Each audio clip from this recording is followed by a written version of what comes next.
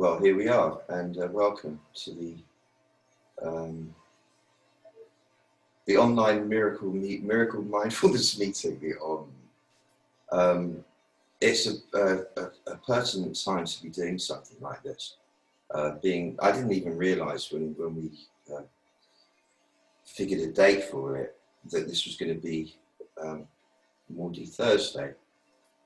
It's quite powerful. Where I am in Spain, they really go for it here. They have it's a 5,000-year-old town, originally Phoenician. So Jesus has got purple robes because like the Phoenicians all wore purple. They were the guys that really came up with the dye for it. In fact, Phoenician is a Roman name for them. They're the people from Lebanon, the Canaanites actually, and they ruled the Mediterranean for a couple of thousand years. They were remarkable, without wars, without any cruelty, as far as anyone knows. Don't know any other time that's ever happened. So the tradition is really ingrained here. It goes beyond religion. It's much deeper and archetypal, more archetypal than that. And you know that this full moon, which is happening tomorrow, I guess, is after this full moon, Sirius is no longer visible in the sky until September, October. And because in the ancient days, all the ancient peoples were referenced to Sirius, that was it, including the Taoist. It was the source, the font of all healing and of all miracles. There was a sort of it's something quite momentous when it disappears out of the sky. Remember, this was before light pollution and before television and before the sort of distractions that we have nowadays that make us think that stuff is just for hippies, you know. Anyway, I'm very keenly aware of Sirius. I have been since I learned how to astral project in my studies of Chinese medicine back in New Mexico. It just all happened spontaneously. I'll tell you about that another time. But anyway, they do a lot of banging of drums and fantastic brass band music, and they carry these big floats of Jesus and Mary, and you know they're enacting the thing. And I live pretty much next door to the cathedral, so it could get a bit noisy. Is why I'm telling you this. Talking of noise, or sound rather, you will hear under the surface, rather than beats and entertaining music, pure frequency. I actually made this immersive yesterday, it was, and with quite a lot of sensitivity. It's quite beautiful, I think, if I may say so myself, as a sound carpet, and I have it on.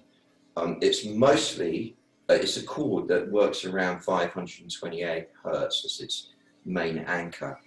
There's a lot of other frequencies in there as well, but it's there to augment the 528. And reason for that, the 528 is the one associated with quantum jumps, with putting you into gamma waves in the brain, which is the magician's state, and that's whence you're able to ordain a quantum jump in progress, in developments in your life.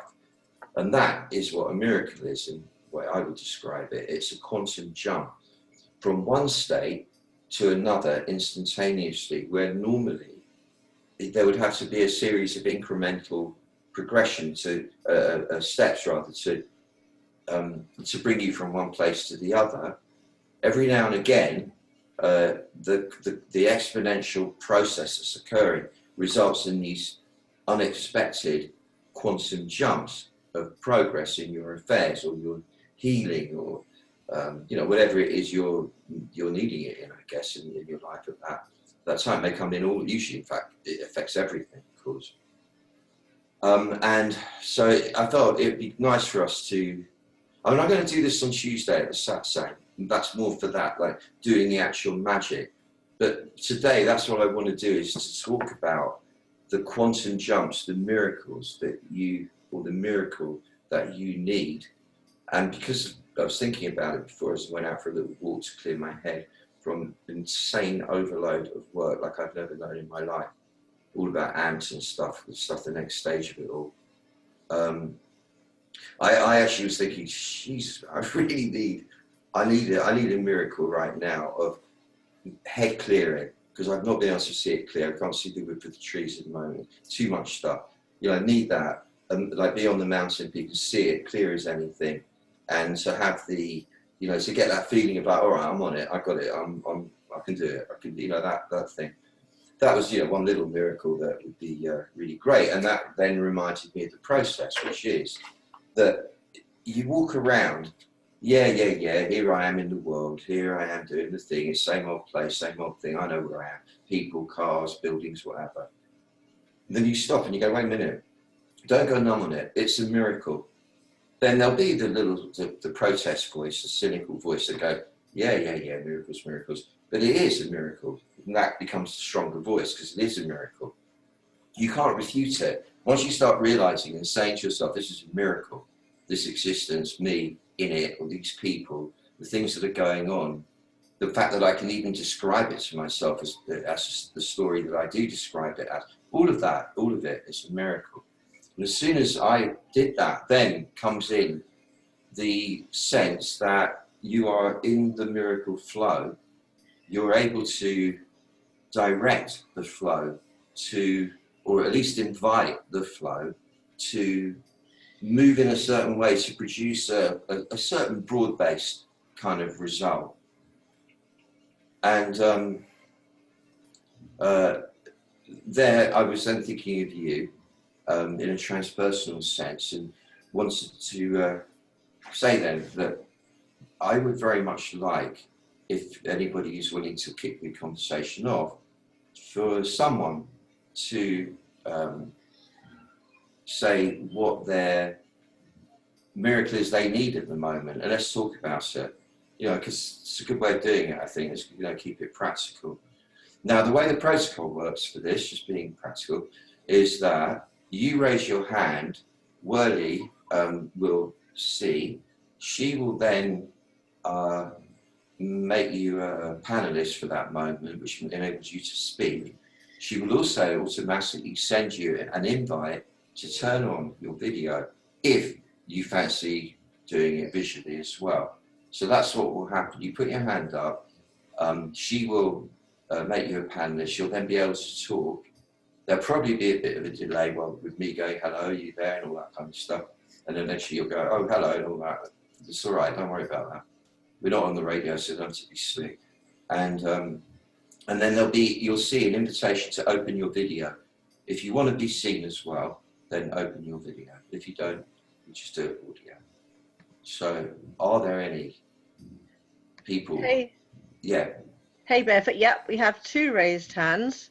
We've got Anna Harper and Donna Wolf. So Anna, I've just yes, there you are. Now, I think if you click your video, if you want to be seen, then that will allow you to be seen also. Yeah. Okay. Having a little bit, hi there, Stephen. Having a bit of trouble seeing where the video thing is. Did that work? Not yet. Bottom left-hand corner, is it? Bottom left. Sorry, nope. No, hang on. I'll see if I can.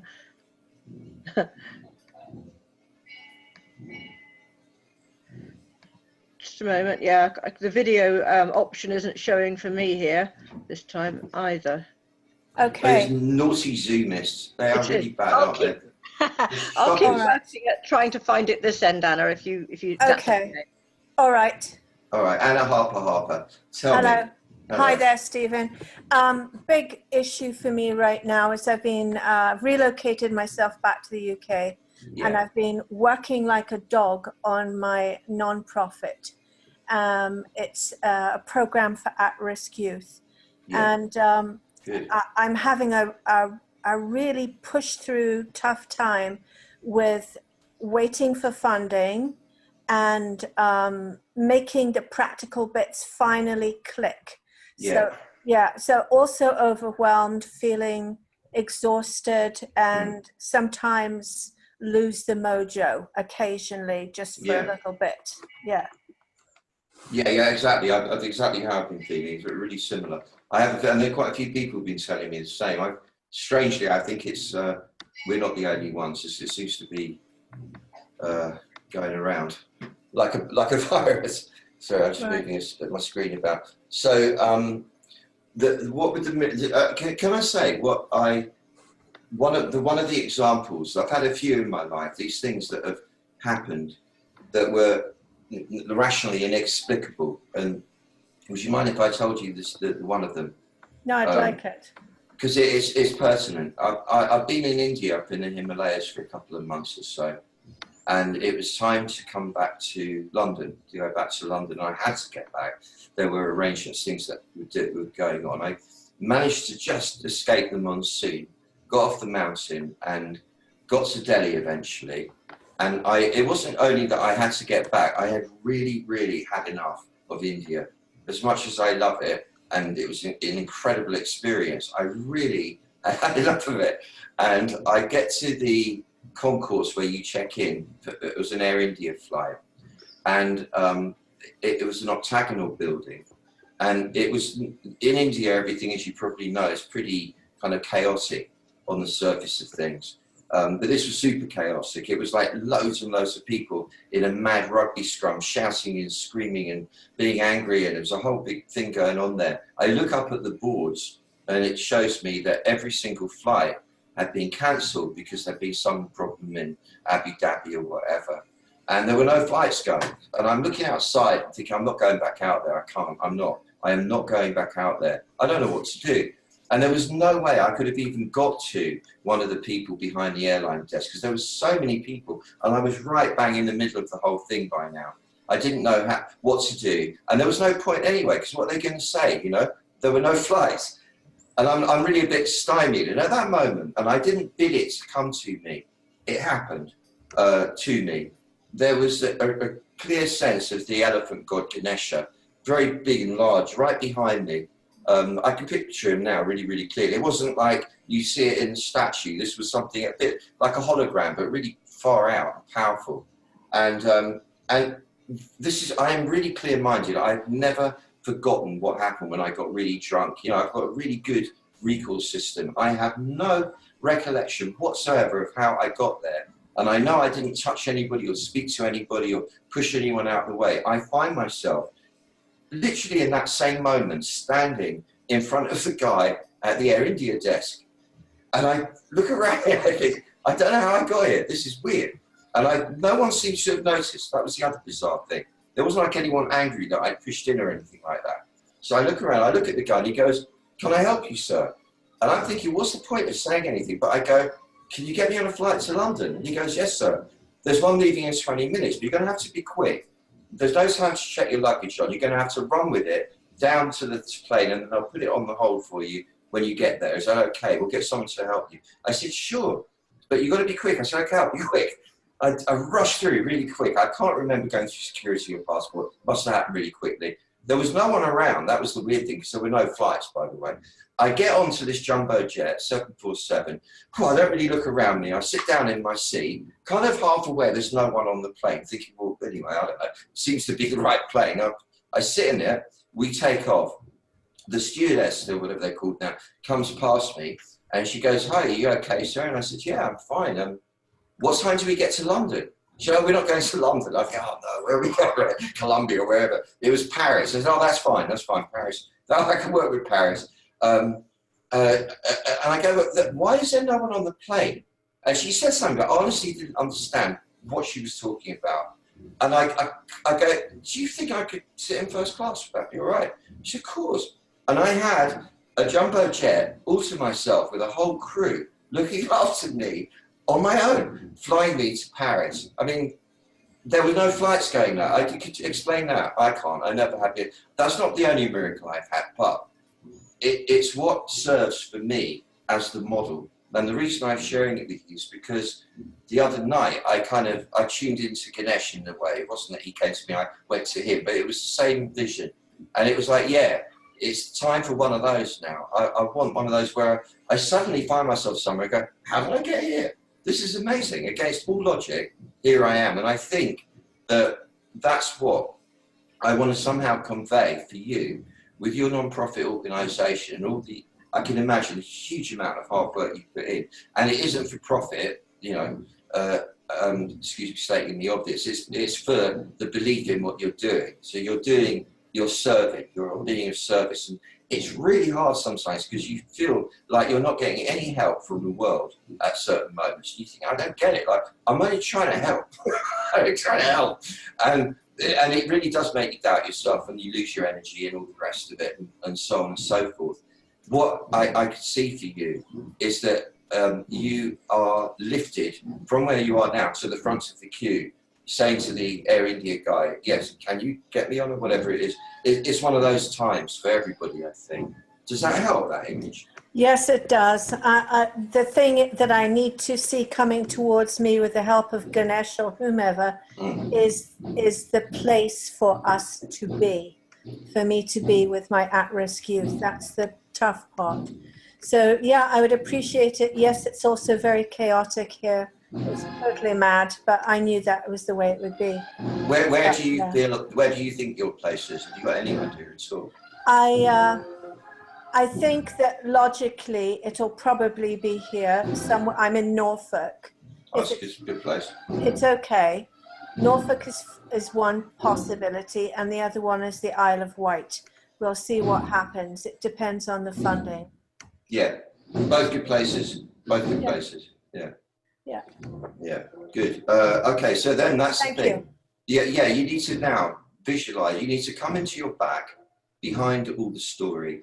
This is like for everybody, not just for you. It's for everybody. This is for Harper, and even the guys that are making the noise outside with the band there. For everybody in here, you come into your back and you're behind the story. Do it quickly so you take yourself by surprise.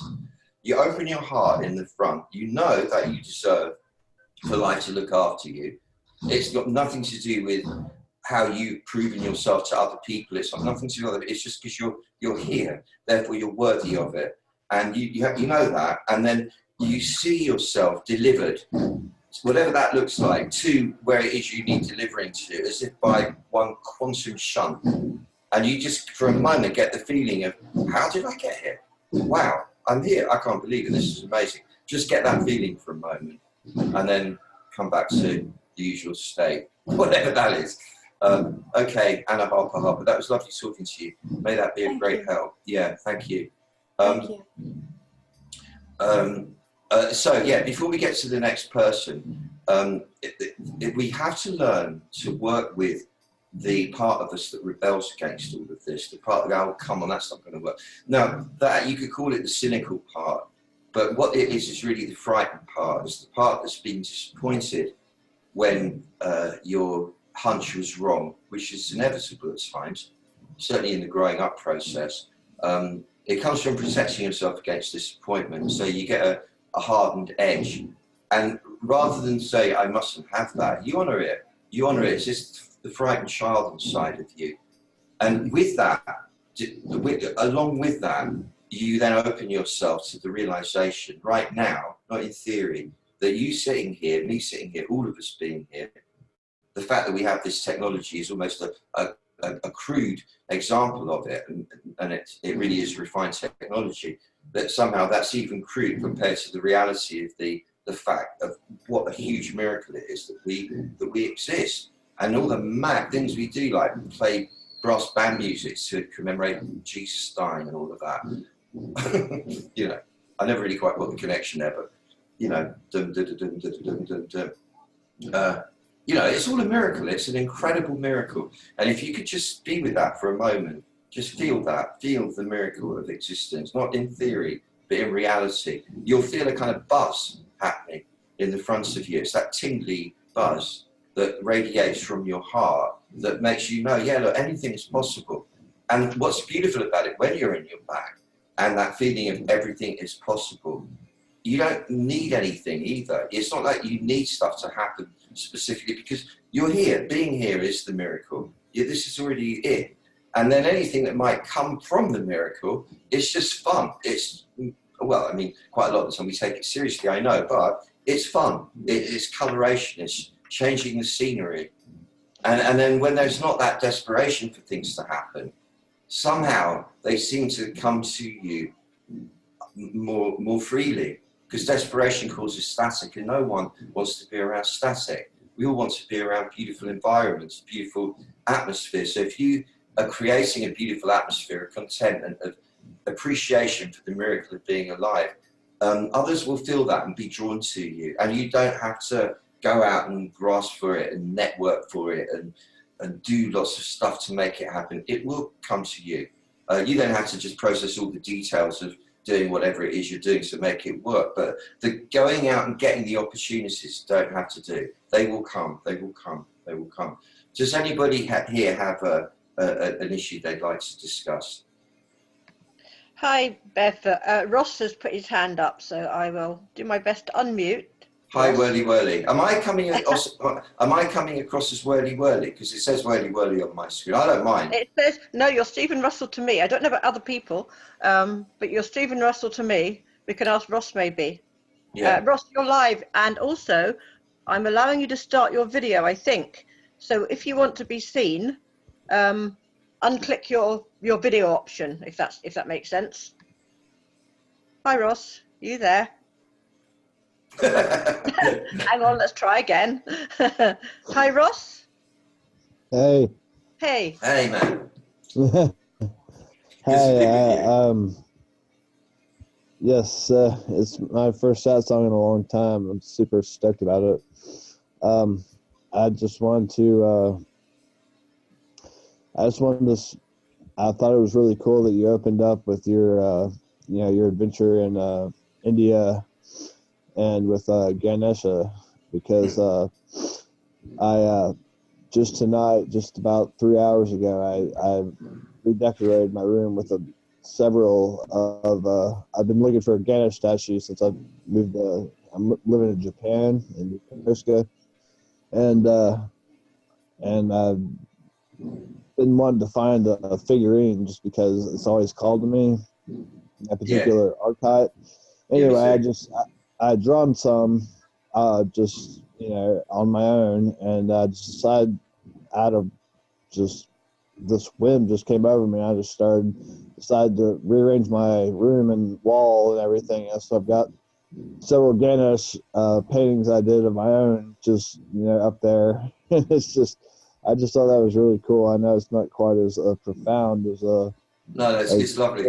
Everything, but I tell you what is profound. Your voice, man. What a lovely voice you've got. Beautiful voice. Really rich, deep, profound voice. That one. Great. Nice. You got a good soul. You can hear you got a good soul. But I just want to say. Do you have any? I've been following since I was. You go ahead. Do you have a goal at the moment that you want to make happen? Yes, just basically, I've been following the miracle sessions and waking up every morning for the last couple of weeks. Just first thing I do, instead of my usual rigmarole and whatnot. Normally, I wake up with it seems I wake up with it's like someone gives me a shot of adrenaline, and so I always wake up in kind of a panic state. It takes me about an hour to kind of get my grip on things. Yeah. And so what I've been doing is I wake up and I just go ahead and cue up that music, and by the time it's over, the rest of my day is just it's just become just exponentially smoother, and things, I mean, I can't even, there's just I could list things, all night, little and large, that just have just been flowing to me. And it's for the first time in a long time, for the past 2 years or so, I had a really dark period until we moved here to Japan, and so I'm originally from the States, if you can't tell from my accent, but anyway, those sessions, I've been, in a pretty deep funk, and for quite a while, and just in less than about 6 weeks, or around 6 weeks, I've listened to those every morning, first thing. My day has just taken off. My physical health has improved. I'm learning Japanese I'm unbelievable ease, and just, you know, taking things in stride that, you know, I was having to take a Xanax for my anxiety attacks, and ever since, you know, for the last 4 weeks, you know, I've been able to drop my dose significantly, and my doctor's saying that you know, anytime I'm ready, I can basically just drop it, and that's pretty much thanks to, you know, your work. And I just want to say, you know, thank you so much. Wow. Well, you are completely, well, you've made tears come to my eyes, because no, really, thank you, because, you know, when you're working on it, you know it's good for people, because people telling you it's working, but there are lots of times where you're just working behind the scenes, and you forget, I don't know if this works or not works, I don't know, just doing it. And then when you say it, it's like, well, thank you. It's not like, yeah, no, man, really, you've given me a great gift telling me, warmed me right in my soul. Thank you. But that's also to do with your voice, man. You've got an amazing voice. I'd like to do something with that voice. It's a lovely, lovely voice. I'd be honored. Yeah, I'd like to do a kind of story. I'd like you to tell a story in your drawl. Oh, I love stories. Yeah, man. All right, we'll talk about it. Eh? Yes, yeah. Good. Thank you so much. Yeah, man. Love you. Thank you. Love you. Okay, hey. Yeah, hey, Barefoot. I've got a message from Jazz Goat, who says, Stephen, how might you advise someone suffering occasional but quite severe panic attacks? You're getting good at this, Whirly Whirly. I like your style. Yes. Oh, thank you. Jazz, right? Jazz, what a great name, Jazz. Panic attacks. Well, I mean, it's a tricky one, because I don't know what they're manifesting as. I don't quite know. But if it's a shortness of breath and so on, we are looking at a disconnect in the essential energy flow between the kidneys and the heart. This isn't really the place to go into the depth of explaining that, but could we just take it as that for the moment, just for now? And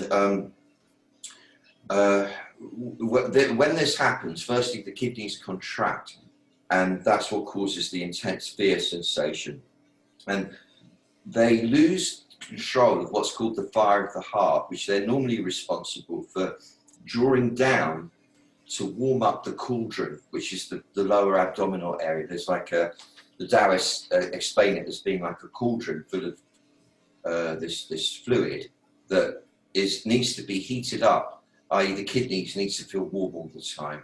And the way they do that is they draw the passion, the excitement energy of the heart, the excess passion and excitement energy from the heart down into that area, into the lower area, into the cauldron, to warm up the water.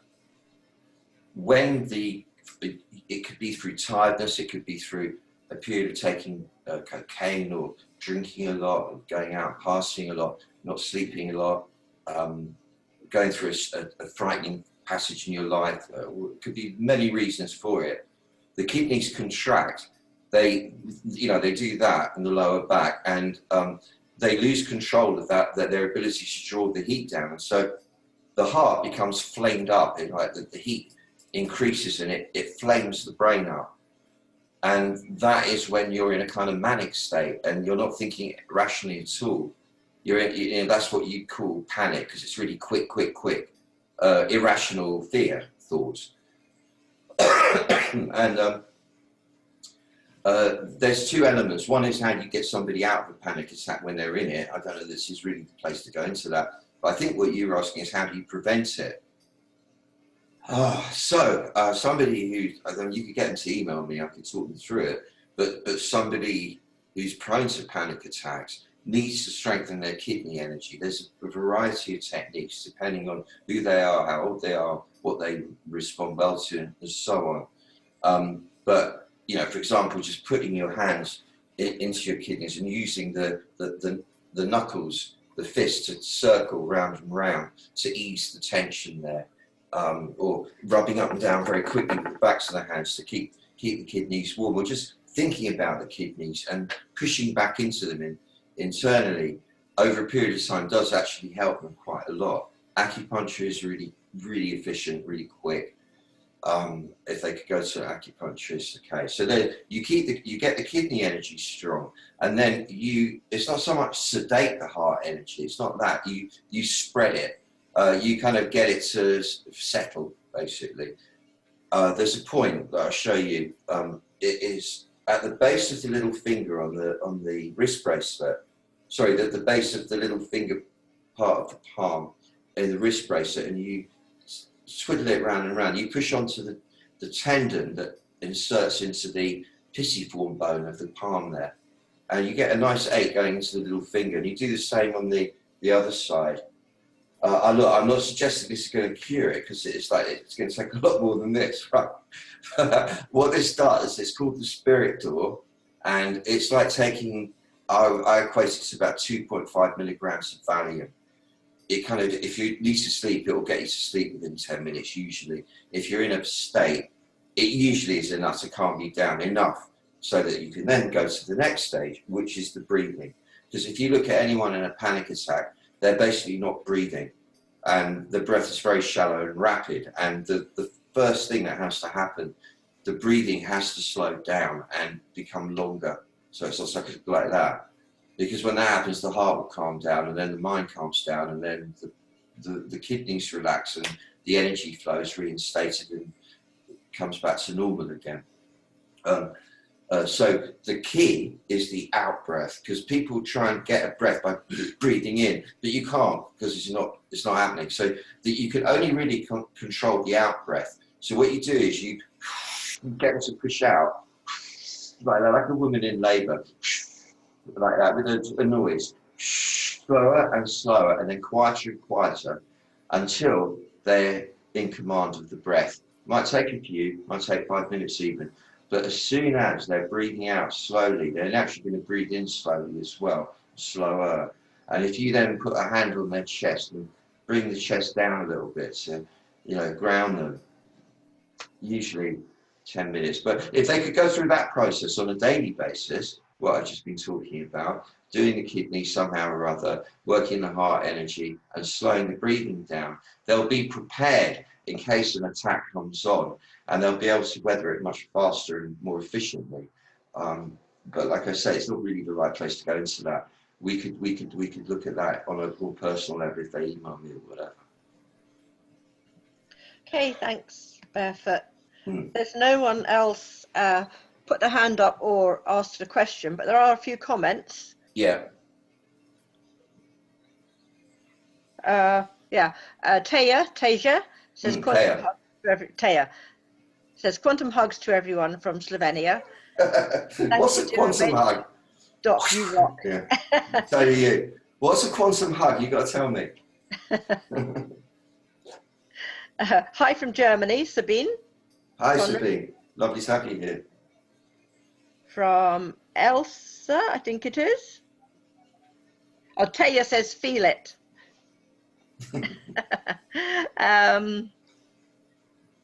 Well, like 8 pairs of arms hugging me at the same time, right? Oh, and Archie says, what blocks the ability to astral travel? Oh, I love the name Archie. I used to I used to go to a really incredible astrologer called Archie, as it goes, Archie. I've got a propensity, a predilection for Archie. Archie, it's just such a great name, isn't it? Because of the arch,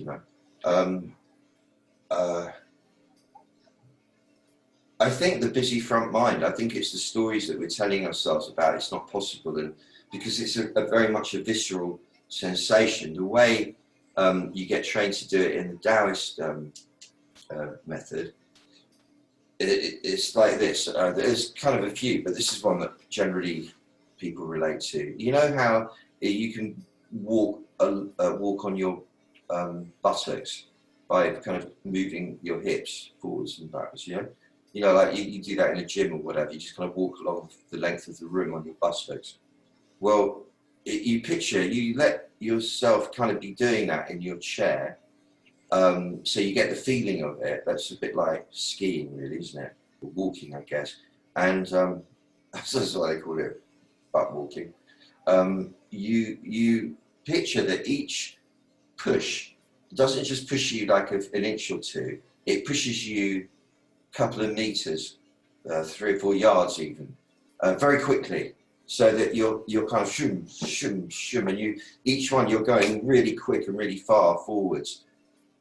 The way it's done, as you're moving forward, you lean back inside. So that's what makes it fun, because as you're getting this sensation, you have to lean into your back to make it a visceral feeling. The other one is a belly crawl. You know how soldiers get on their belly and they crawl on their elbows. That's another one. You get onto your front on the floor, and you picture yourself doing an elbow walk, similarly. So the visualization is, I personally always take myself to the Atacama Desert in Peru, Chile, because I'm exotic like that. And it's because it's a massive area of absolutely flat land. And you've got the lines, the Nazca lines, so you've got like a runway, you know. And there's no light pollution, there's nothing going on, there's no people, no noise, nothing. It's just pure beingness on a physical level. So I picture myself there, and I'm just off, man. I'm on that runway, and I'm off, and you're in space, and you picture yourself moving through space to wherever it is that you're being called to, because there is this feeling that this is not a solo project. It's something that you're working symbiotically with another force or presence that's attracting you to it. I have to preface or say this now. I should have said it before. You must protect yourself before you do astral travel. The basic bog standard way in Taoism, if there's any such thing, is as you breathe in up the rear of the spine to the crown of the head, you feel like a line of light going up there, and as you breathe out, you feel a line of light going down the front of your spine, so make a loop. And you do say 9 loops like that, and you have protected your spirit body. You can say, all right, I'm all right, the vehicle is safe. That's the basic one anyway. There are others, but that's the basic protection method. So you have to do that first, because you might be getting pulled by some questionable entity that you don't want to be pulled by. And so it's really important, and some intention like I'm only going to allow myself, or I can only be pulled by entities that are matching me in frequency and vibration and quality of kindness and goodness, so that only good can come of this. Just so you're clear about it.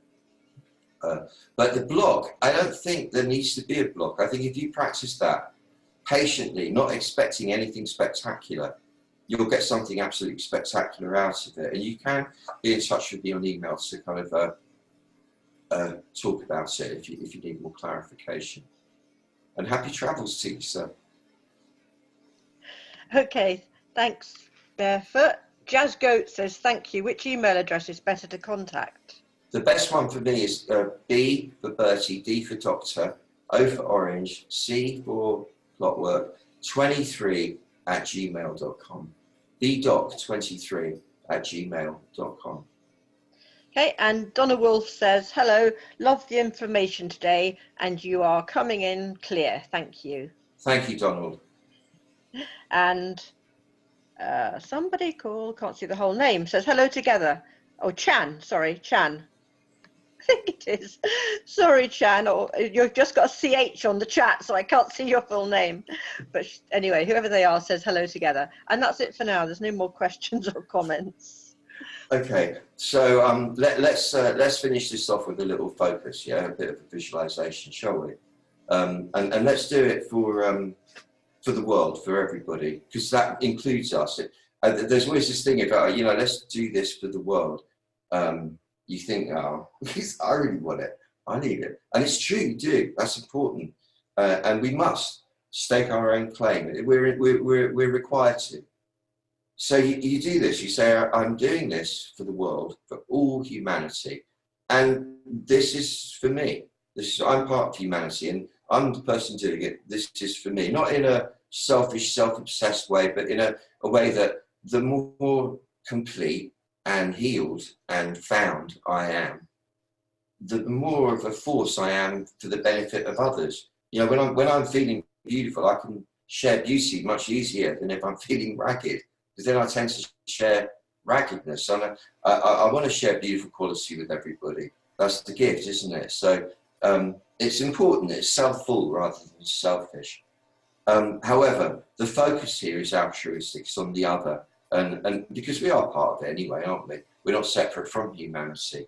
And I was in Marrakesh last weekend, and it's quite an eye-opener. It's been an amazing place. It's not the first time I've been there. It's remarkable in that the people are so kind. And it isn't bullshit. It's not a fake kindness. They're really lovely people. They're really hospitable and friendly and willing to be friendly, willing to be a brother or sister, as opposed to, although I've only had connection with guys really, but you know, they're willing to be your family. And it's genuine, it's very beautiful. It doesn't cost anything to be that way. It's actually as easy, if not easier, than it is to be selfish and horrible to people. So that was something that, and because they don't live a great lifestyle there, most people, there's a lot of money there, but it's in a very small pocket. And mostly it's kind of a tough life, you know, but people are not miserable by it. And that reminded me that there's this huge world of 8 billion people, most of whom are not living in London or Madrid or anywhere that kind of evolved in the sense of the modern world, that are, you know, having quite a struggle. And climate change, as we know, is making things more and more difficult. You know, as it heats up and heats up, there are more and more problems for everybody everywhere.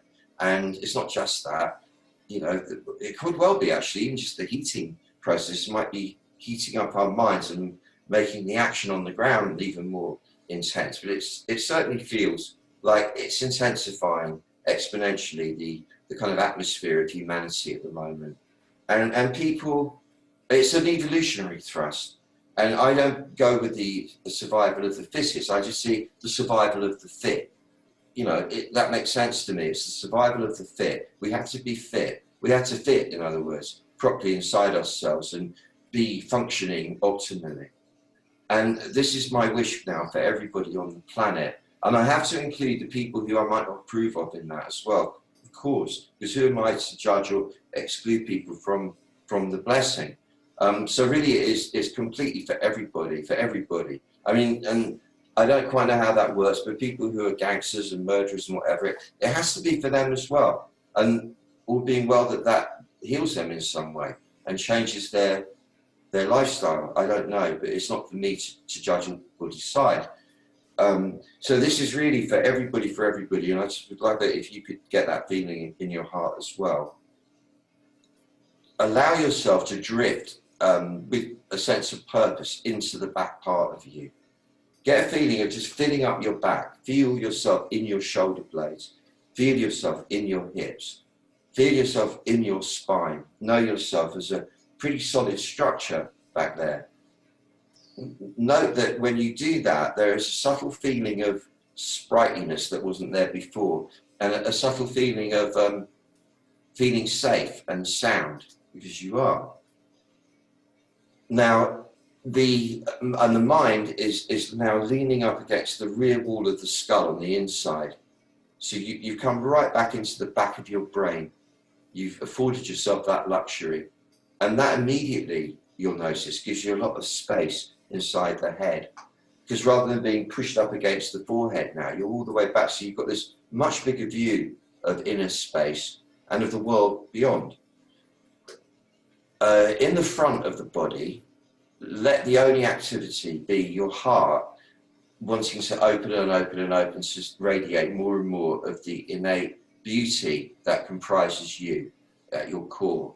Everyone has it. We all are carriers of beauty, just like flowers in the garden.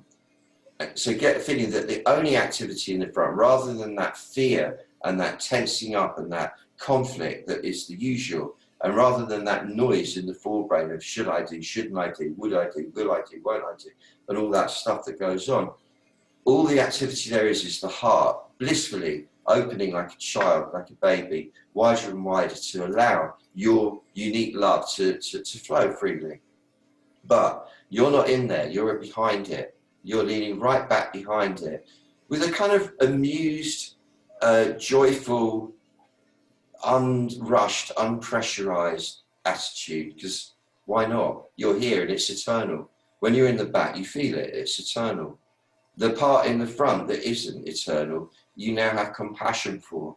And with the heart open and pumping the love out there to connect you with all humanity, you can now visualize in honor of Easter, but this isn't meant to be religious, a vertical pole of light coming down through the crown of your head and right through your spinal column, down through your pelvic floor, right into the core of the earth, to the very center of the earth, and out through the other side of the earth, and continuing out through space, forever and ever, up and down. And you are riding that vertical frequency. You've got it running down through your spine, simultaneously going across the chest, through the heart, is the horizontal axis.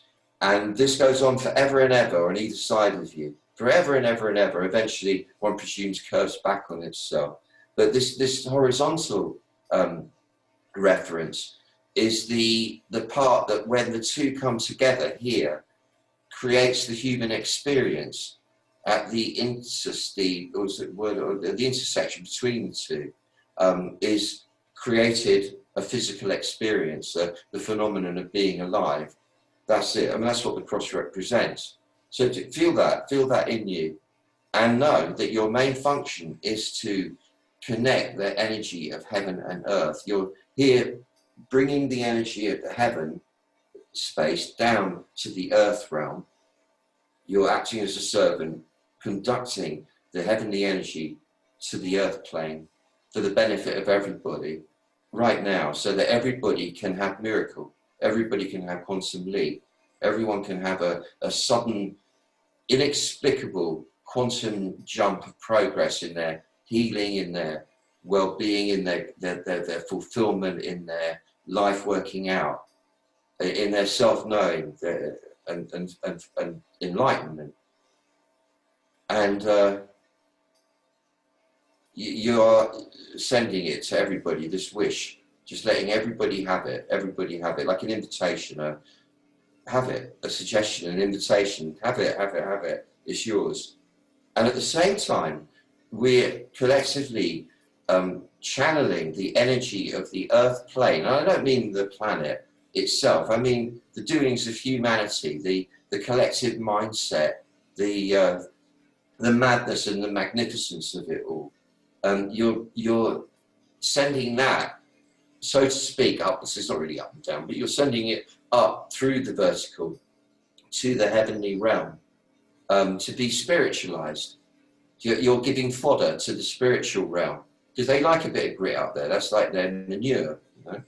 And so you're really acting as service, and we're all doing it together. And as a functionary of this process, you receive a reward, and the way it works. You don't have to specify what it is. You know, the kind of universal engine will know exactly how to deliver it right to you. But what you do need to do on the horizontal plane is to welcome it. Say, yeah, I now broaden my capacity to receive the gift by a quantum jump. Bring it to me. I don't need to know what it is. I don't have to guess what it is. I don't have to know what it looks like, smells like, feels like, sounds like, looks like, or anything. I don't have to know. I just stand welcoming it, whatever it is. I know it's coming. I know it's going to be amazing and beautiful and complex. It won't be like a simple little thing. It'll be a massive kind of thing that's going to happen, and it's going to be beautiful. Feel that. Just open yourself to it without rushing towards it, being really happy just to be here right now in anticipation. And before the intellectual, rational mind has time to jump in with debates and questioning and whether that's a load of nonsense or not, which it isn't, you know, as I assume it so it will be. Just agree to it in your heart. It doesn't matter if you think it's silly, it doesn't matter. Just agree to it in your heart, and it will be.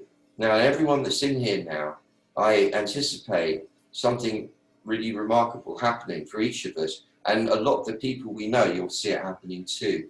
Over the coming days, weeks, I don't know when the timing's going to be. But yeah, that's what I wish for you anyway. And if you are around on Tuesday, I know it's a bit mad because we're doing all these things close together.